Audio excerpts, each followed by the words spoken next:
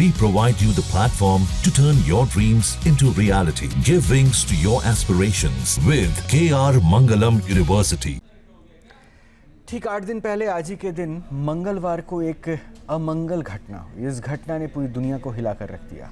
कश्मीर की खूबसूरत वादियों में से एक पहलगाम में आतंकी हमला हुआ। ये हमला अब तक हुए आतंकी हमलों से अलग था।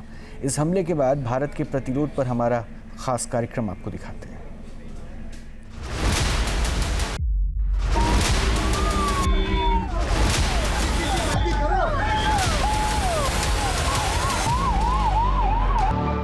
आज ही के दिन पहलगाम से करीब 6.5 किलोमीटर दूर बैसरन घाटी खून से लाल हो गई।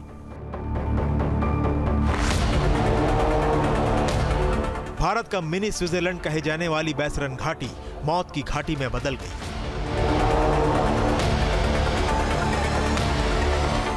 कुदरत की खूबसूरती रिकॉर्ड कर रहे पर्यटकों के मोबाइल फोन के कैमरों में भयानक मंजर रिकॉर्ड हो गया।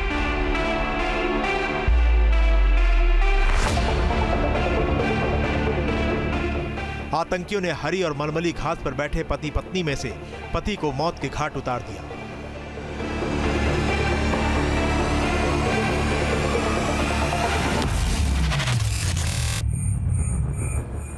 जो बैसरन घाटी हंसी और ठहाकों की आवाज से गूंजती थी, वो गोलियों की आवाज से गूंजने लगी।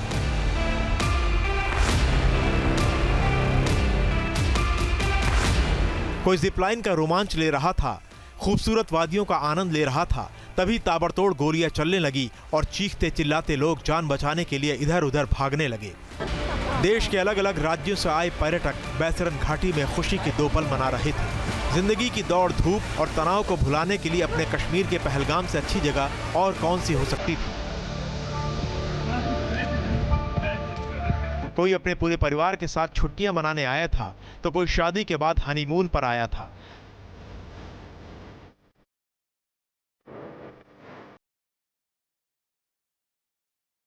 लेकिन किसे पता था कि ये खुशियां कुछ ही देर में मातम में बदल जाएंगी। जिस जगह पर लोग सुकून के 2 पल के लिए बैठते थे, अपनी फोटो खिंचवाते थे, वो जगह अचानक गोलियों की आवाज से गूंजने लगी।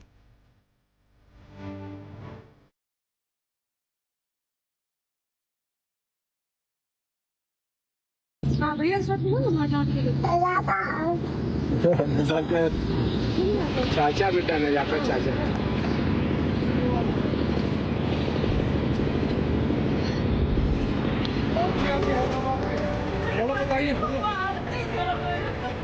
हंसी ठिठोली की आवाजें चीख पुकार और चीत्कार में बदल गई।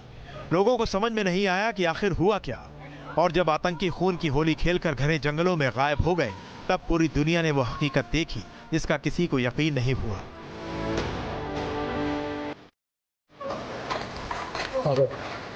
आतंकियों ने धर्म पूछ पूछ कर कत्लेआम किया।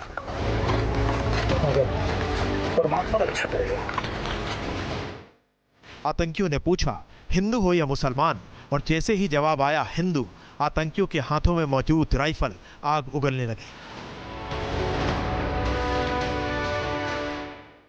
ठीक इसी जगह पर कितने ही परिवारों ने फोटो खिंचवाई होगी। न जाने कितने परिवारों के एल्बम में यहाँ की तस्वीर यादगार लम्हों के तौर पर सजी होगी। लेकिन आज ये जगह उस काले दिन का गवाह बन गई जिसे कोई याद नहीं करना चाहेगा।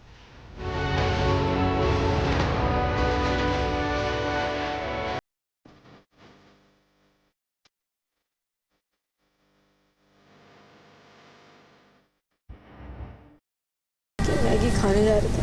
शाम भी मेरी बहन थोड़ा दूर बैठी थी और पापा मेरे वॉशरूम में थे। उतनी देर में एक बंदा पीछे से आया और उसने गोली साइड में रख के उससे पूछा, हिंदू है कि मुसलमान? मुसलमान है तो पहले कलमा पढ़ के दिखा। जैसे हमें पता ही नहीं, हम पीछे पलट के देखे हो क्या रहा है। हम उसकी तरफ स्माइल करके पूछे, भैया क्या हुआ? यार हिंदू है मुसलमान? मैंने कहा हिंदू, मार दी।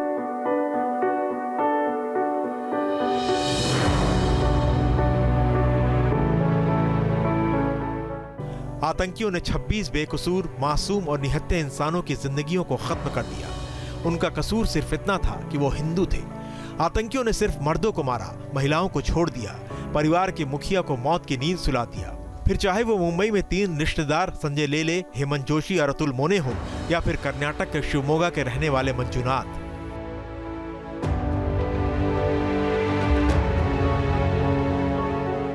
आतंकियों ने मंजुनाथ राव को उनकी पत्नी पल्लवी के सामने ही गोलियों से छलनी कर दिया।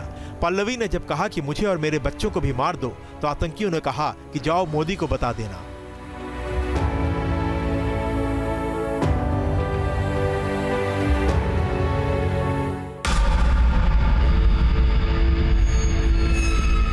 पहलगाम में आतंकियों के खूनी खेल से पूरा देश गुस्से से उबल उठा।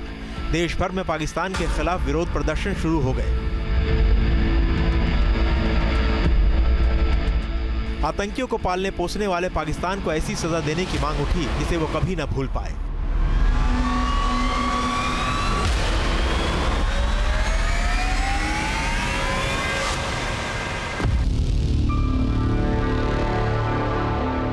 जिस वक्त हमला हुआ, प्रधानमंत्री मोदी सऊदी अरब के दौरे पर थे। उन्होंने तुरंत दौरा रद्द किया और हिंदुस्तान वापस आ गए। उन्होंने वापस लौटने के लिए पाकिस्तान के एयर स्पेस का इस्तेमाल नहीं किया। उन्होंने दूसरा और लंबा हवाई रूट चुना।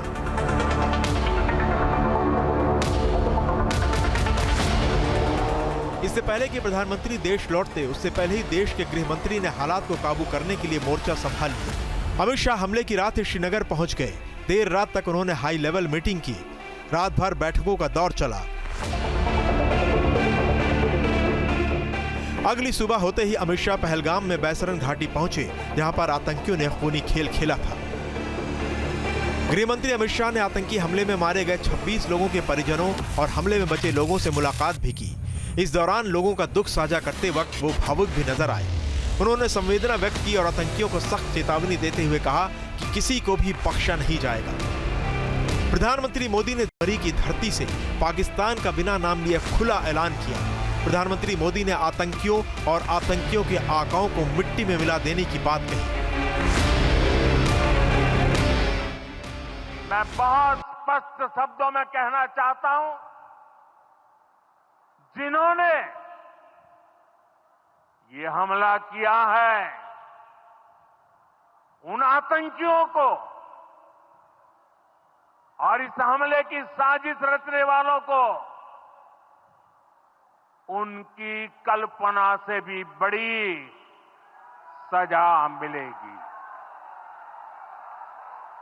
सजा मिलकर के रहेगी।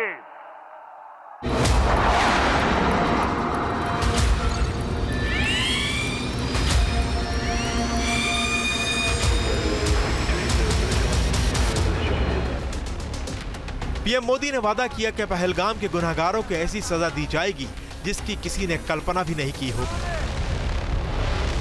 पहलगाम हमले की जिम्मेदारी लश्कर तैयबा के शैडो संगठन टीआरएफ ने ली, लेकिन बाद में वो हमले की जिम्मेदारी लेने से मुकर गया। लेकिन भारतीय सुरक्षा एजेंसियों का मानना है कि पहलगाम हमले को आतंकी संगठन लश्कर तैयबा और जैश मोहम्मद ने मिलकर अंजाम दिया है। इस हमले में कश्मीर के स्थानीय सपोर्टर यानी ओवरग्राउंड वर्कर्स ने इनकी मदद की है। इस बीच भारतीय सेना और जम्मू कश्मीर पुलिस आतंकियों के खिलाफ सबसे बड़े ऑपरेशन में जुट गई। हमले के महज 48 घंटों में सुरक्षा बलों ने ताबड़तोड़ एक्शन लेकर 10 आतंकियों के ठिकानों को मिट्टी में मिला दिया। कुपवाड़ा में लश्कर के आतंकवादी फारूक तिदवा के घर को सुरक्षा बलों ने बारूद से उड़ा दिया। आतंकवादी जमील अहमद शीर के खिलाफ बुलडोजर प्रहार हुआ। आतंकवादी के 2 मंजिला घर को ध्वस्त कर दिया गया।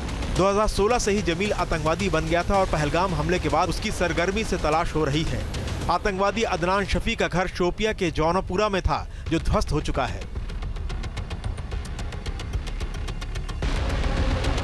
22 अप्रैल को पहलगाम आतंकी हमले में आसिफ शेख भी शामिल था। आतंकी के घर की जांच में आर्मी को संदिग्ध बम दिखा था। इससे पहले कि आर्मी कोई एक्शन लेती, विस्फोट में आतंकी का घर जमींदोज हो गया। पहलगाम अटैक में शामिल आदिल के घर को सेना ने नेस्तनाबूद कर दिया। पहलगाम आतंकी अटैक में सबसे पहले आदिल का ही नाम आया था। उसका एक स्केच भी सामने आया था। आदिल लश्कर तैयबा का एक्टिव मेंबर है। कि टेररिज्म के खिलाफ हमारी जीरो टॉलरेंस की पॉलिसी है। भारत का एक एक नागरिक इस कायरतापूर्ण हरकत के खिलाफ एकजुट है। मैं इस मंच से देशवासियों को आश्वस्त करता हूं, घटना के मद्देनजर भारत सरकार वो हर कदम उठाएगी जो जरूरी और उपयुक्त होगा। इधर आतंकियों के खिलाफ एक्शन जारी था, तो दूसरी तरफ भारत सरकार दूसरे तरीके से पाकिस्तान की गर्दन मरोड़ने की तैयारी कर रही थी। भारत सरकार की कैबिनेट कमेटी ऑन सिक्योरिटी की बैठक हुई। इस बैठक में पहले एक्शन के तौर पर 4 बड़े फैसले लिए गए। पाकिस्तान की सीमा पार आतंकवाद का समर्थन रोकने तक सिंधु जल समझौता स्थगित कर दिया गया। अटारी वाघा चेक पोस्ट तुरंत बंद कर दिया गया। पाकिस्तानी नागरिकों के वीजा रद्द कर उन्हें पाकिस्तान वापस लौटने के लिए कहा गया। पाकिस्तानी उच्चायोग में कर्मचारियों की संख्या 55 से घटाकर 30 करने का आदेश दिया गया। Rated checkpost Atari will be closed with immediate effect.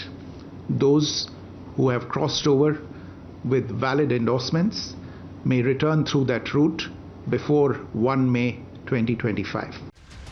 29 अप्रैल को पाकिस्तानी नागरिकों के लौटने की आखिरी तारीख थी। अटारी बॉर्डर पर भारत से लौट रहे पाकिस्तानी नागरिकों की लाइन लग गई। बस कैसा क्या लग रहा है, जितना भी ऊपर वाले का हुक्म था दाना पानी चुक के जा रहे, लेकिन मोदी को थोड़ा सा टाइम बढ़ा देना चाहिए था। जो पहले तक में भी घटना घटी उसको कैसे देख रहे हैं आप? जो लोग गलत हुआ, लोग मारे गए। जी गलत हुआ, बहुत गलत हुआ। जिसने जराइम किए उनको सजा होनी चाहिए। अगर आपके घर का फैमिली का कोई मेंबर मर जाए तो आप क्या करेंगे? उसको सजा दिलवाएंगे? नहीं जाएंगे तो उसको सजा दिलवानी चाहिए। इंसानियत का कत्ल है, एक आदमी का कत्ल थोड़ी, इंसानियत का कत्ल है।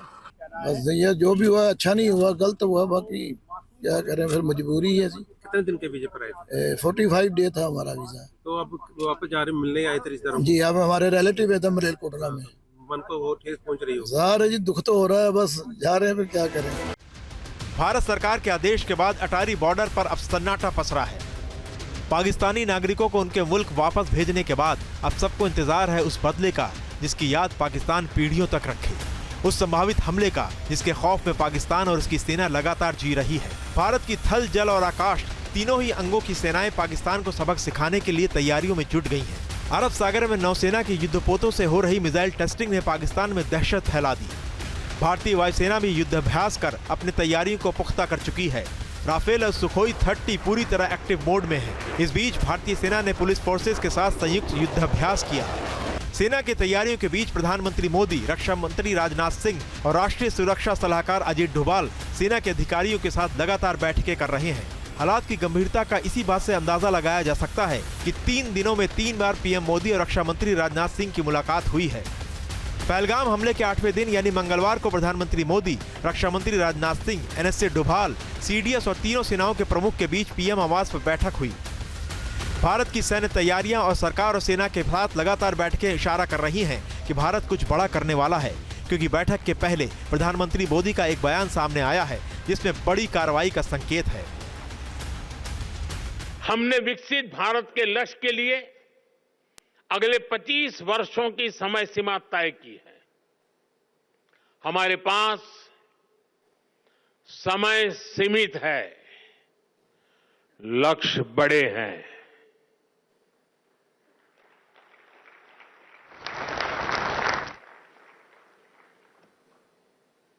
ये मैं वर्तमान स्थिति के लिए नहीं कह रहा हूं। यही नहीं, पहलगाम आतंकी हमले के 8 दिन बाद केंद्र सरकार ने एक और बड़ा फैसला किया। सरकार ने सुरक्षा को देखते हुए घाटी के 87 पर्यटन स्थलों में से 48 को बंद कर दिया। जिन पर्यटन स्थलों को बंद किया गया वे संवेदनशील हैं।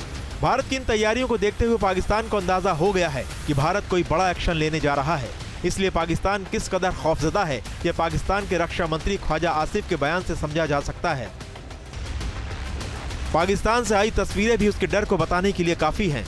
पाकिस्तानी सेना ने नारोवाल में खेतों में अपने टैंकों की तैनाती शुरू कर दी। यही नहीं, इंटरनेशनल बॉर्डर से करीब 58 किलोमीटर दूर सियालकोट में पाकिस्तान ने अपनी 7 यूनिट को तैनात किया है। चिनाब नदी को पार करते हुए 7 यूनिट की 14 टुकड़ियां सियालकोट में पहुंच चुकी हैं। पाकिस्तान को सबसे ज्यादा डर पीओके गंवाने का लग रहा है। पाकिस्तान के कब्जे वाले कश्मीर में पाकिस्तानी सेना होवित्जर तोपों को तैनात कर रही है। इसके अलावा चीन निर्मित SH-15 तोपों को भी सीमा की तरफ भेजा जा रहा है। न्यूज नेशन अब व्हाट्सएप पर खबरों के ताजा अपडेट के लिए न्यूज नेशन के इस QR कोड को स्कैन करें।